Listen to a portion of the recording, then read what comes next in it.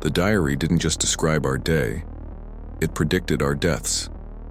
That was the first thing I read when I picked up the notebook. It wasn't even written on the first page. It was scrawled sideways on the inside of the back cover, as if someone had run out of space or time.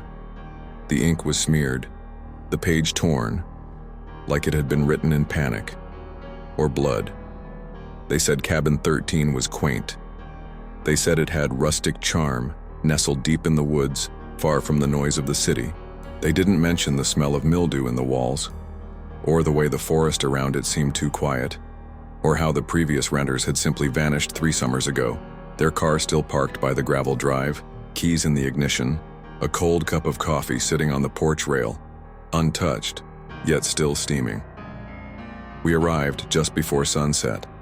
The forest swallowed the last light quickly, leaving us in a dim orange haze. The shadows stretched unnaturally long like claws reaching for the cabin. My girlfriend Amy joked about the number 13, calling it spooky. I smiled, but something in my stomach tightened. The moment I stepped through the front door, I felt it. A pressure, like the air was heavier, like the cabin was waiting. Inside, it looked like any old vacation spot. Creaky floors, outdated furniture, a fireplace thick with ash, and a faint ticking from a broken clock that shouldn't have worked but somehow did. It was all too ordinary, so ordinary that it felt wrong. Then I found the diary. It was tucked beneath a loose floorboard in the master bedroom, dusty and worn, like it hadn't been touched in years. But the pages inside were fresh. The handwriting neat, meticulous, familiar. The entries described 2 people, a couple. They had come to the cabin to escape, to reconnect, to find peace. Each page described a day, what they ate, what they said, where they sat on the porch, what they argued about. Even the smallest details, a dropped fork, a wasp in the kitchen, the smell of pine in the breeze, were all there. Everything we had experienced, already written. Amy laughed it off at first. She thought it was a prank, but I kept reading, and then I found tomorrow's entry. It said we would fight, that she would leave the cabin in anger, that I would chase after her, that I would find her at the edge of the woods, broken, bleeding, and that I would never be able to leave. And underneath that, a single line. Do not read the last page. But I did, and that's when everything changed. The trip wasn't supposed to be anything dramatic. Amy and I had been going through a rough patch. Long hours at work, missed dates, short fuses, all the usual symptoms of a relationship slowly unraveling. So when she suggested a weekend getaway in the woods, I said yes before even asking where. I thought maybe, just maybe, this would help us find each other again. The drive took 5 hours. The last stretch was all dirt roads and flickering cell service. Amy played a playlist she called Forest Vibes, a mix of acoustic guitars and haunting female vocals that only made the endless green of the trees feel more isolated. We didn't talk much, just the sound of tires crunching gravel, birds somewhere in the distance, and that one persistent creaking sound from the back of the car that we swore wasn't there before. When we pulled up to Cabin 13, I remember thinking it looked like something out of an old horror movie. A-frame roof, single chimney, worn wooden siding that had long since lost the battle against moss and rot. It looked tired, like it had stories it didn't want to tell. But Amy was optimistic. She always was. She unpacked with purpose, threw open the windows and lit a cinnamon-scented candle she brought from home, some ritual to make unfamiliar places feel safe. She made jokes about horror movies, counted the windows, even checked under the bed, just in case. I smiled. That was Amy. She made haunted houses feel like home. The first night was quiet. We sat on the back porch with a bottle of wine and listened to the forest. No cars, no sirens, no neighbors. Just wind and leaves and the occasional crack of a branch that made you wonder if it was just the wind or something watching. We talked about nothing and everything. We almost felt normal again. But the next morning, something felt off. I woke up before Amy. I remember staring at the ceiling, feeling cold even though the air wasn't. I got up to make coffee, and that's when I stepped on the loose floorboard. It creaked differently, hollow. I knelt down, pulled at it, and the board lifted clean out of the frame like it had been waiting for someone to notice. And there it was, the diary. At first, I thought it was some leftover notebook, maybe from the owners or a past guest. I almost didn't open it, but something about the way it was placed, perfectly aligned with the floorboards, the way the dust seemed disturbed only on the cover, made it feel intentional. When I opened it and saw our names, my name, written in the first entry, I felt the world shift. That moment should have made me run, but curiosity is louder than fear. And so I read, and I kept reading. And I didn't tell Amy. Not yet, because part of me needed to know how it ended. I told myself not to read the next entry. I tried to put the diary away, closed it, shoved it back under the floorboard, and walked out of the bedroom like nothing had happened. Amy was already in the kitchen, humming, barefoot, hair messy from sleep. She handed me a mug of coffee and smiled like the world wasn't quietly unraveling just beneath our feet. I stared at her. She was wearing the same navy sweater the diary had described. She sipped the coffee with that same absent-minded expression. Then she said it, the exact phrase I had read the night before. "If I were a ghost, would you still love me?" Word for word. I dropped the mug. It shattered on the floor, coffee splashing onto her foot. She gasped, stepping back, confused. I stammered something about being clumsy, about not sleeping well. She laughed it off, but her eyes narrowed slightly. Amy could always tell when I was lying. I spent the rest of the morning pacing, distracted.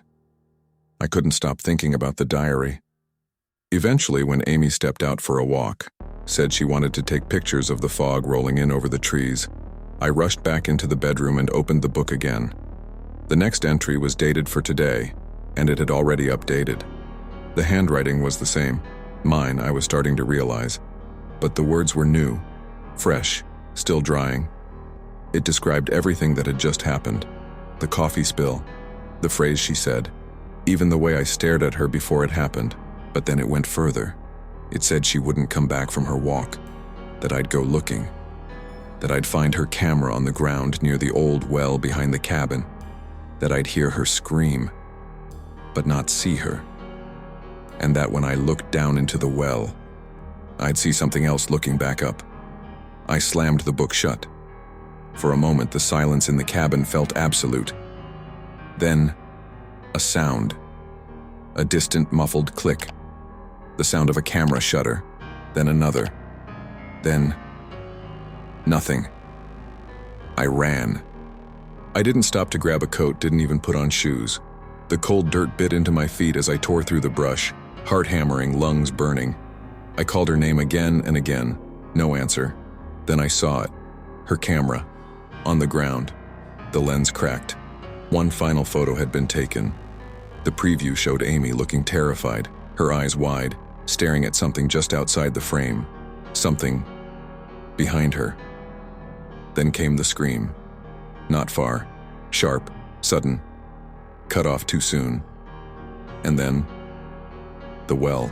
Exactly where the diary said it would be. The well was older than the cabin, stone-lined, moss-covered, half-swallowed by the forest. Thick vines curled around the rim like fingers clutching something they wanted to hide. A rusted pulley arm hung over it, its rope long gone. But the hole was wide open, black, silent, deep, like a mouth that never stopped waiting. I hesitated at the edge. The silence out there was wrong. The woods had gone still. No birds, no wind, not even the hum of distant insects. Just the sound of my own breath and the dry crunch of twigs underfoot. I called for Amy again. No answer. Then I leaned over. At first I saw nothing, just darkness, endless and thick. Then, movement. Subtle, like water shifting far below. I squinted, heart thudding. Something floated up from the depths. A shape, pale, almost human. A face, Amy's face, eyes open, lifeless, skin bloodless and slack like it had been submerged for years, but then her eyes twitched, met mine, and smiled. I stumbled back, almost tripping, and the woods erupted with noise, a cacophony of cracking branches, distant whispers, rustling leaves, like something had been watching and was now moving. I ran. Branches tore at my clothes. Shadows danced just out of sight. The trees felt too close, like they were leaning in, listening. And beneath it all, I swear I could hear a voice, whispering, "You shouldn't have read it." Back inside the cabin, I slammed the door shut and pressed my back against it, gasping. The diary was still on the bed, wide open. I didn't want to look, but I had to. The newest entry was already written. It described the well, the face, my panic, and it ended with a single line. "She's in the cabin now." I froze. I hadn't locked the back door. Slowly, I turned toward the hallway. It was dark, too dark. The lights in the cabin flickered, then died completely. Silence fell again, heavy, charged. Then, a creak, footsteps on the wooden floor, slow, measured, coming closer. "Amy?" I whispered. No response. I stepped into the hallway, my eyes adjusting. At the end, just outside the bedroom, was a silhouette. Female, still, head tilted slightly, watching. I reached for the light switch. Nothing. Then, the figure stepped forward. Her face was wrong. Familiar, but wrong. Like a mask that didn't quite fit. The eyes were too wide, the smile too stiff.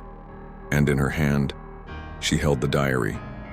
She opened it and spoke, voice flat and hollow. "Do you want to see how it ends?" I couldn't move. My body screamed to run, to fight, to do anything but stand frozen in front of that thing wearing Amy's face. But fear has its own gravity, and I was sinking into it fast. It held the diary open, running her fingers along the lines like they meant something sacred. Then she began to read. "You ask her who she is. She doesn't answer. You take a step back. She takes one forward. You scream." And I did. I screamed. Not because I wanted to, but because something in me had to. Like the scream was already written, and I was just catching up to the script. My throat tore from the force of it, raw and ragged. Still, she didn't flinch. You try to run, but the door won't open. I spun, grabbed the knob, relocked. No, sealed. Like it had fused with the frame. No matter how hard I pulled, it didn't even rattle. I slammed my fist against it. Nothing, no echo. Like the cabin wasn't just a place anymore, but a trap. A tomb. Behind me, her footsteps started again. Slow, measured, unearthly. I turned back just in time to see her mouth open unnaturally wide. Too wide. And from it, a sound poured out. Not a voice, not a scream. But pages, actual pages, torn from the diary, soaked in black ink and something thicker. They fluttered through the air like dead leaves, each one whispering my name. They stuck to the walls, to the windows, to my face. And everywhere they landed, they showed moments. Moments from my life. Private ones. Painful ones. Things no one but I should remember. Amy's laugh the night she said yes. The argument where I almost hit the wall. The way I looked at her when I thought she was asleep. The thing was reading me, writing me. I dropped to my knees and screamed again, but this time in defiance. I lunged forward and ripped the diary from her hands. The moment I touched it, the room convulsed. The walls bled ink. The air folded in on itself. My ears popped as if pressure was shifting in a plane crash. She shrieked, no longer in Amy's voice, but something far more primal, guttural, ancient. The diary opened to a new page. It was blank. But I saw the pen appear in my hand as if summoned. No choice now. My fingers moved on their own. I wrote, "She vanishes, the cabin is empty, he survives." And like smoke, she dissolved. No screams, no final words, just a sudden, sucking silence. Then I collapsed. For a long moment, all I heard was the ticking of that broken clock. Still working. Still counting. I don't know how long I lay there. The air had settled, thick with dust and the bitter scent of burnt ink. The cabin was silent again, the way it had been when we first arrived. No more pages on the walls. No figure in the hall. Just me, the diary, and the relentless ticking of the old clock above the fireplace. Eventually I stood. The world felt hollow. Amy was gone. I didn't cry. Not then. I couldn't. There was a strange numbness in my limbs, like I hadn't just survived something, but had been rewritten by it. I left the diary on the floor, grabbed my bag, and left the cabin without a second look. The forest didn't fight me this time. The shadows didn't follow. The air was lighter, almost indifferent now. I made it to the car, turned the key. It started on the first try. Like nothing had ever been wrong. I drove, back through the forest, back through the dirt roads, back into the world. But something followed me home. I didn't notice it at first. The signs were subtle, the flicker in the bathroom mirror, the sensation that someone was watching me as I slept. My dreams, more vivid now, always centered around the woods, the cabin, the well, and then the diary appeared again. On my nightstand, exactly where my phone should have been. Same leather cover, same scrawl on the back. Only now, the handwriting wasn't mine anymore. I opened it. My hands trembled. There was a new entry. He tells himself it's over. He tries to return to his old life. But each night he finds himself back in the woods. He wakes up screaming.